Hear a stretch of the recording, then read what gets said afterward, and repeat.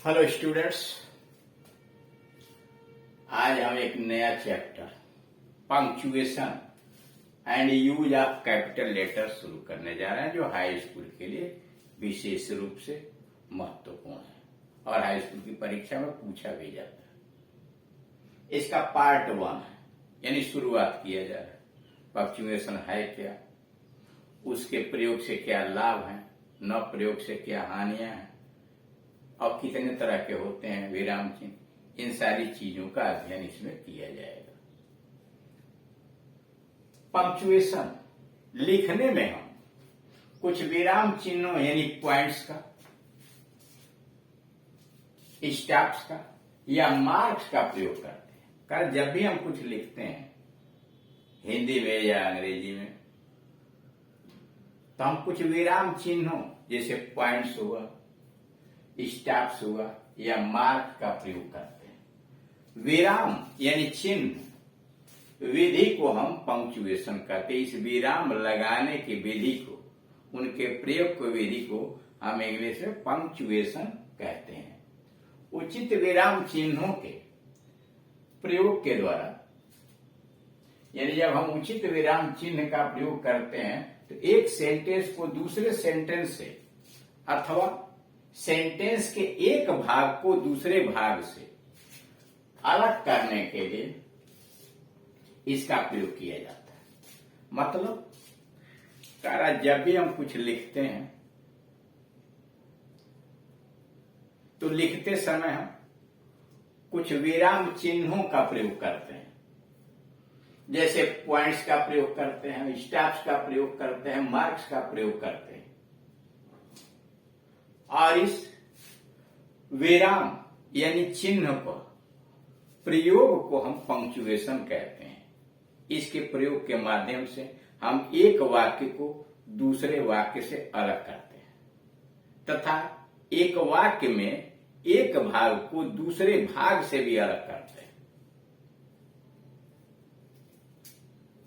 English में इसकी परिभाषा दी गई है, punctuation separates one sentence from another sentence. करा पंक्चुएशन अलग करता है one sentence from another sentence. Punctuation एक वाक्य को दूसरे वाक्य से अलग करता है। और अथवा one part of a sentence, अथवा वाक्य के एक भाग को फ्रॉम अनदर पार्ट, दूसरे भाग से।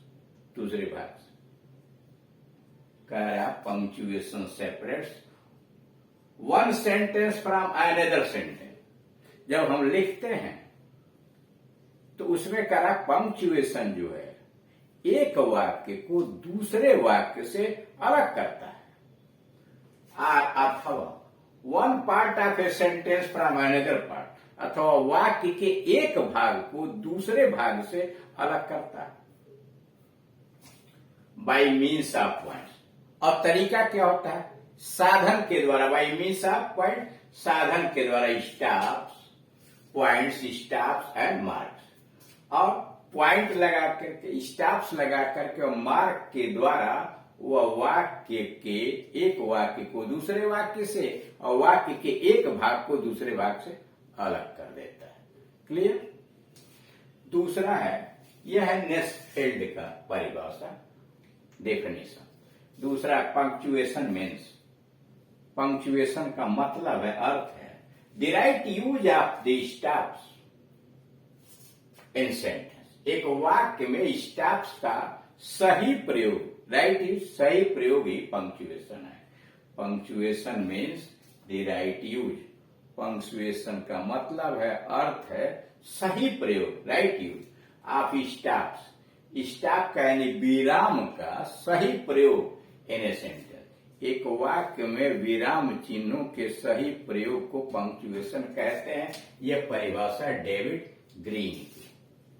तीसरा, punctuation is the art. Punctuation एक कला है। Punctuation is the art, punctuation एक कला है। आर प्रैक्टिस या अभ्यास है, व्यवहार है। आप पुटिंग फुल स्टॉप, पूर्ण विराम रखने, कॉमा रखने, एक्सेट्रा। पंक्चुएशन एक कला या अभ्यास है पूर्ण विराम या कामा इत्यादि रखने का into a piece of writing, लेख के यानी लेख के एक भाग में, लेख के एक टुकड़े में कारा पूर्ण विराम कामा इत्यादि का प्रयोग ही पंक्चुएशन कहलाता है। उसकी कला ही पंक्चुएशन कहलाती है। ये ऑक्सफोर्ड से। सही विराम चिन्हों के प्रयोग से वाक्य या अवतरण का भाव स्पष्ट हो जाता है। जो हमने लिखा है, वाक्य लिखा है या कई वाक्य का एक अवतरण लिखा है, भाग लिखा है, पैसेज लिखा है, गद्य खंड लिखा है, तो उसमें अगर हमने सही विराम चिन्हों का प्रयोग किया है तो उस वाक्य या अवतरण का भाव बिल्कुल स्पष्ट हो जाता है तथा पाठक इसे आसानी से, यानी पढ़ने वाला इसे आसानी से समझ लेता है। यानी अगर सही विराम चिन्ह हमने वाक्य में या अवतरण में लगाया है तो उसका अर्थ भी स्पष्ट हो जाता है और पढ़ने वाला आसानी से समझ भी लेता है। लेकिन अगर उसका अशुद्ध प्रयोग हमने कर दिया तो वाक्य का अर्थ ही बदल जाता है। यानी सही प्रयोग किया तो वाक्य का अर्थ स्पष्ट हो जाता है, पाठक यानी पढ़ने वाला उसे आसानी से समझ भी लेता है। लेकिन अगर हमने विराम चिन्हों का गलत प्रयोग किया तो वाक्य का मतलब बदल जाता है। हम कहना कुछ चाहते हैं, लिखना कुछ चाहते हैं, पढ़ने वाला कुछ समझ लेता है। जैसे आगे दिया हुआ, the king said, comma inverted comma, राजा ने कहा the boy is very naughty, लड़का बहुत शरारती है। देखिए यहां है द किंग सेड, राजा ने कहा, the boy is very naughty, लड़का बहुत शरारती है, नटखट है।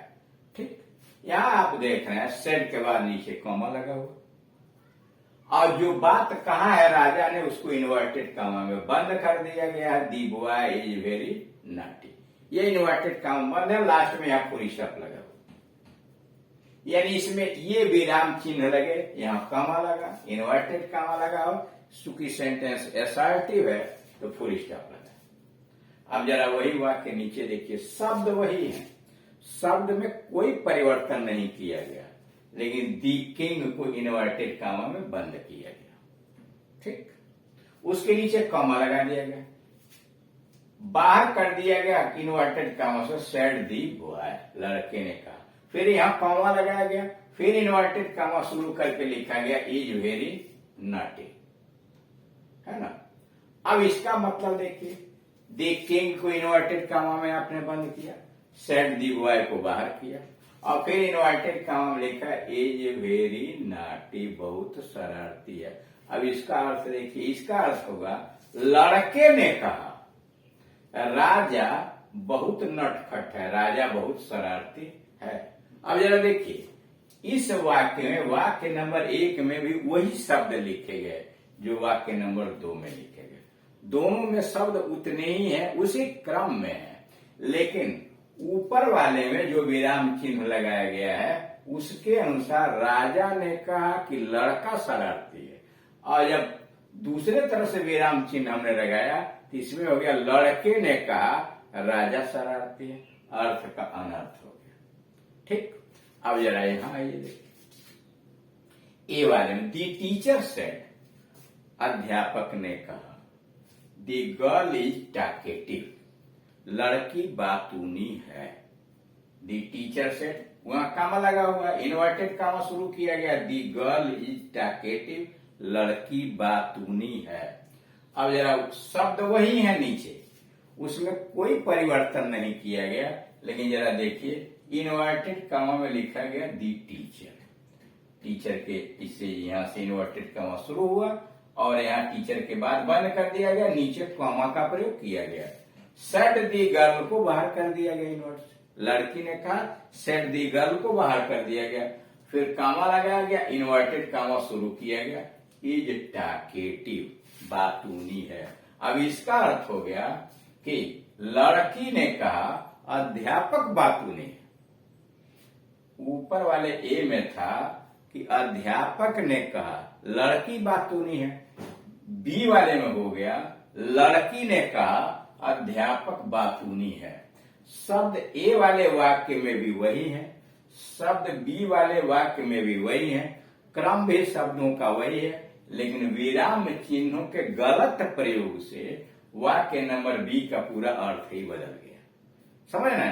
तो यानी अगर हम वाक्य में या किसी लिखने के भाग में, अवतरण में सही विराम चिन्ह लगाएंगे तो उसका अर्थ सही होगा, स्पष्ट होगा। लेकिन अगर हमने गलत विराम चिन्ह लगाया तो उसका अर्थ का अनर्थ हो सकता है। हम कहना कुछ चाहते हैं, पढ़ने वाला कुछ समझेगा। प्रमुख जो विराम चिन्ह है वह निम्नलिखित है, यानी किसके विषय में हमें जानकारी रखनी चाहिए कि लिखते में उनका प्रयोग कैसे करना चाहिए, वह दिया हुआ है। प्रमुख विराम चिन्ह निम्नलिखित है। पहला फुल स्टॉप, अथवा इसी को पीरियड भी कहते हैं। फुल स्टॉप, पीरियड, देखना एक बिंदी डाल दी जाती है। जितने भी असर्टिव सेंटेंसेज या इंपरेटिव सेंटेंस होते हैं, देखते हैं लास्ट में फुल स्टॉप लगा रहता है। दूसरा कॉमा, कॉमा यहां देख रहे हैं ये चिन्ह बना हुआ कॉमा का, ऐसे टेढ़ा है, कॉमा लगा दिया। फिर इन्वर्टेड कॉमा, ये सिंगल इन्वर्टेड कॉमा भी हो सकता है और डबल इन्वर्टेड कॉमा भी हो सकता है। यानी यहाँ दो देख रहे हैं, कॉमा उलट दिया गया, फिर ऐसे लगाया गया, और सिंगल इन्वर्टेड कॉमा ऐसे हो जाएगा, एक लगा देंगे, है ना?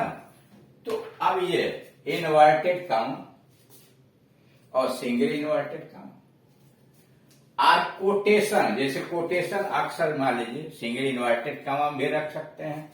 कोटेशन मार्क, कोटेशन मार्क मतलब अगर कोई उदाहरण आपने प्रेस किया है किसी लेखक इत्यादि का, तो उसे भी इन्वर्टेड कॉमा में ही रखा जाता है, उसे कोटेशन मार्क भी बोलते हैं। चौथा, नोट ऑफ इंट्रोगेशन, प्रश्न सूचक का चिन्ह। नोट ऑफ इंट्रोगेशन ये देख रहे हैं लगा हुआ है, प्रश्न सूचक चिन्ह। पांचवा, एपोस्ट्रॉफी, यानी जैसे कामा आप लगाते हैं ना तो ऊपर लगा रहता है, ऊपर उसको एपोस्ट्रॉफी लगाया जाता है। नंबर 6, सेमी कोलन, बिंदी देके नीचे कामा, ये सेमी कोलन है, सेमी कोलन। और सातवां है एक्सक्लेमेटरी मार्क, एक लाइन खींच के नीचे बिंदी डाली गई है, इसे कहते हैं एक्सक्लेमेशन मार्क, विस्मयादिबोधक चिन्ह। उसके बाद हाइफन, हाइफन एक छोटी सी लकीर सीधी खींचा जाती है, वो हाइफन कहलाता है। और 9वें नंबर डैश, हाइफन से बड़ी लकीर डैश कहलाती है। ये कुछ ऐसे प्रमुख विराम चिन्ह हैं जिनका प्रयोग हम लिखने में सही तरीके से अगर करते हैं तो वाक्य या अवतरण का अर्थ बिल्कुल स्पष्ट हो जाता है, और अगर गलत करते हैं तो वाक्य का अर्थ बदल जाता है, अवतरण का अर्थ बदल जाता है। हम लिखना कुछ चाहते हैं, पढ़ने वाला उसे कुछ समझ लेता है। Thank you.